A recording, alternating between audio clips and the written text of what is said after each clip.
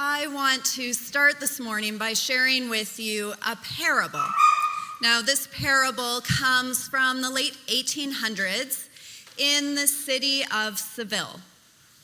And what happens in Seville is that Jesus returns. Jesus comes back to earth, and Jesus walks right into the city of Seville and starts doing his Jesus thing. He starts performing miracles, and people gather around him. They are completely drawn to him just the way that they were 2,000 years earlier. Now, there's somebody in Seville who recognizes exactly who Jesus is and what Jesus is up to. And that person is the head honcho of the whole church of Seville, the greatest religious authority in the city. And in this parable, that head honcho is called the Grand Inquisitor.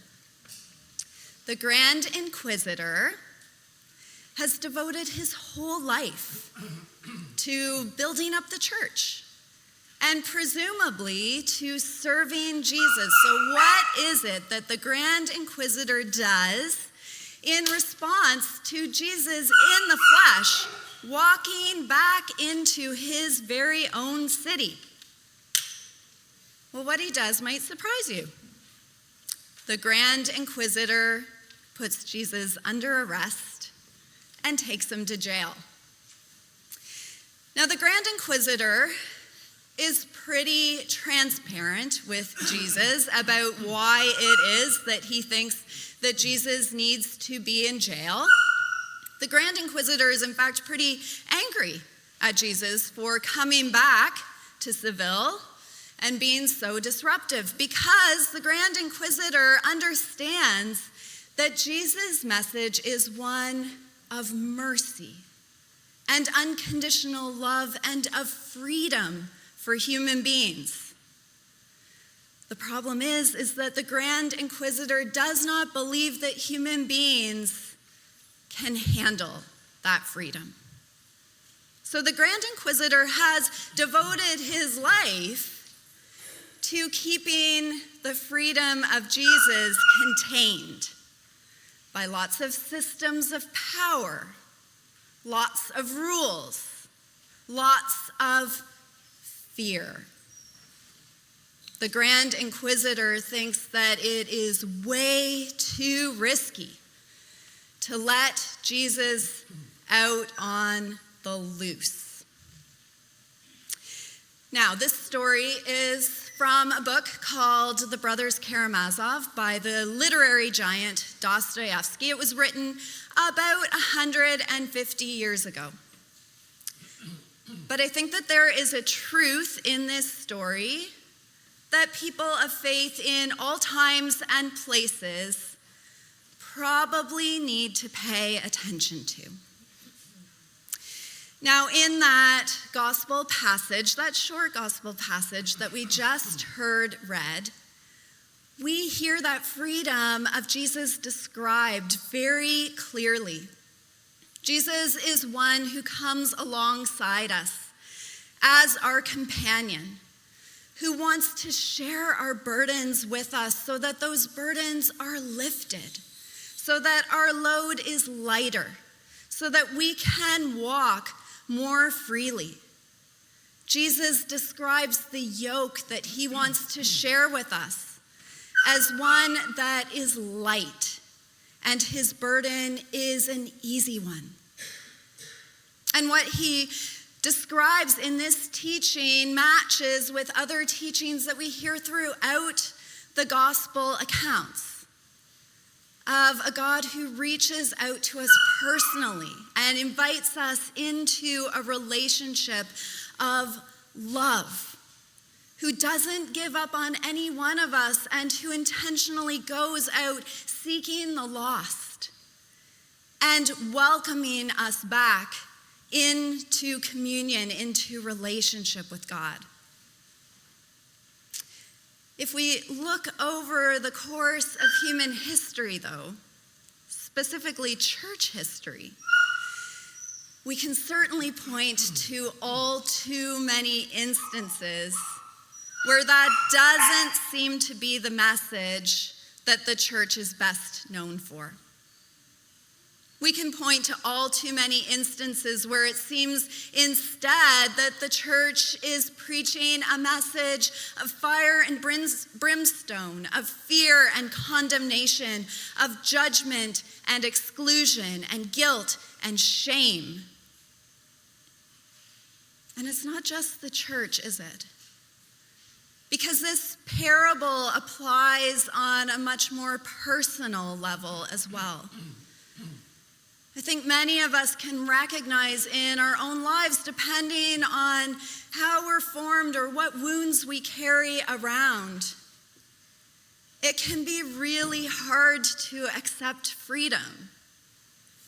It can be really difficult to want to shed that skin, that second skin of guilt and shame and inadequacy that we wear so easily.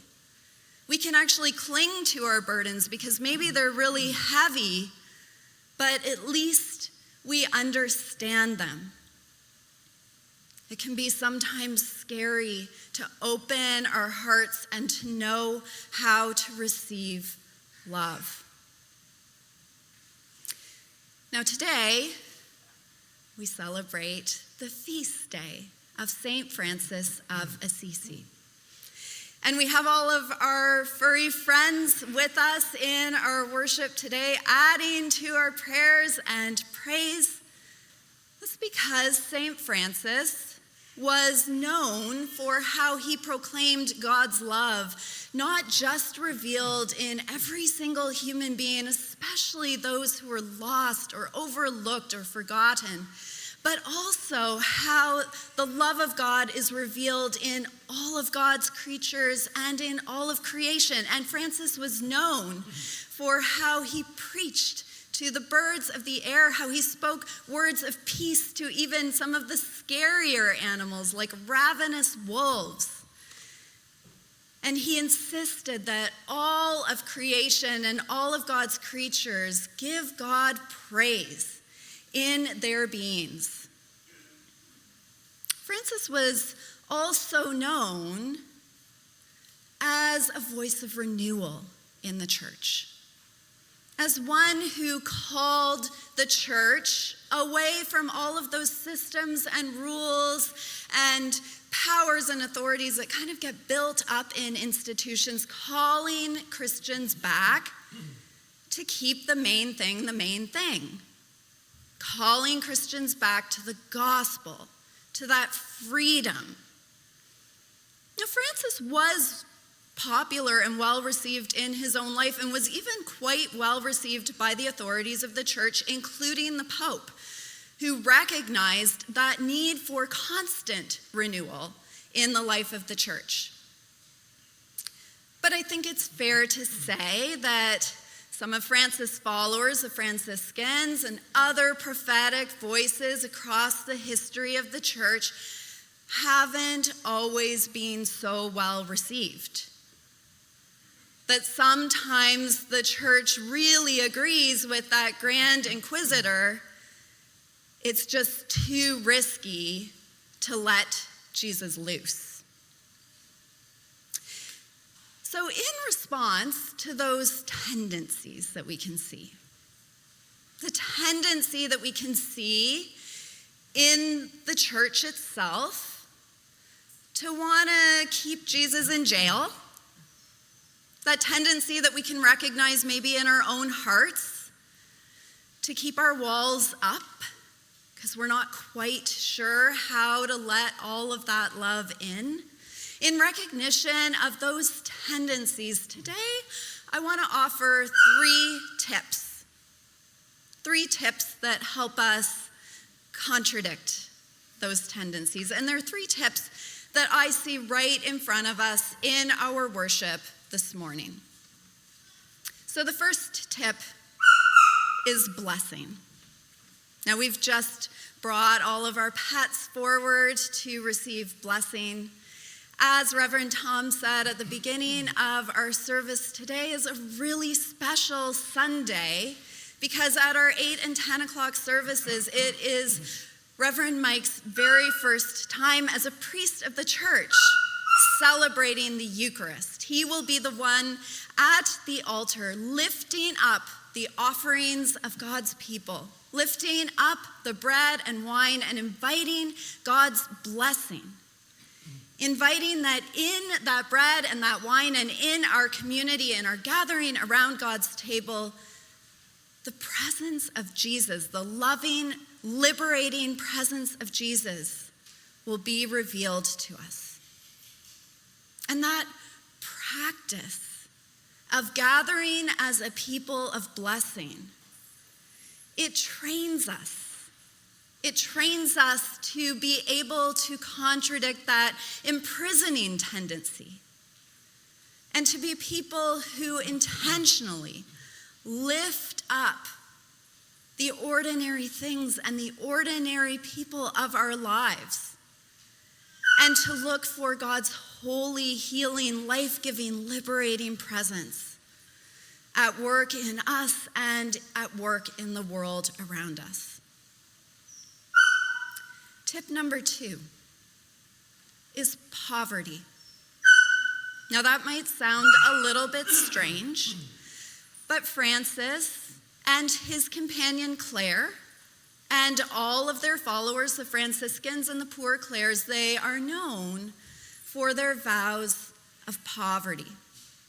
Now, Francis and Clare were 2 people who had all of the markers of worldly success. They had the wealth, they had the status, they had the opportunities, they had the titles, and they didn't have happiness. They found that all of these worldly markers of success weighed heavily on them. And so they gave it all up. They walked away from all of it. They gave up all their possessions. They gave up all their money. Not because they thought that's what God demanded of them in order for God to love them, but because they experienced that letting go was liberating, that it allowed them to walk more lightly, that it allowed them to open their hearts better to God's love. I'm not suggesting that all of us take on a vow of poverty tomorrow. But I am inviting all of us to some prayerful discernment. Is there something in your life that might be liberating to give up? Is there a practice of generosity or of offering that might feel like a gift and a blessing and a freedom? Do you own your possessions or do your possessions own you? Is there something that you need to lay down in order to receive that freedom? Tip number 3 is one another. Because yes, it is very true that we can look all across the history of the church and we can point to all kinds of ways in which the church has gotten it wrong. The church has proclaimed and built up the institution rather than proclaiming the gospel of Jesus. But we can also point all across church history to those winds of renewal.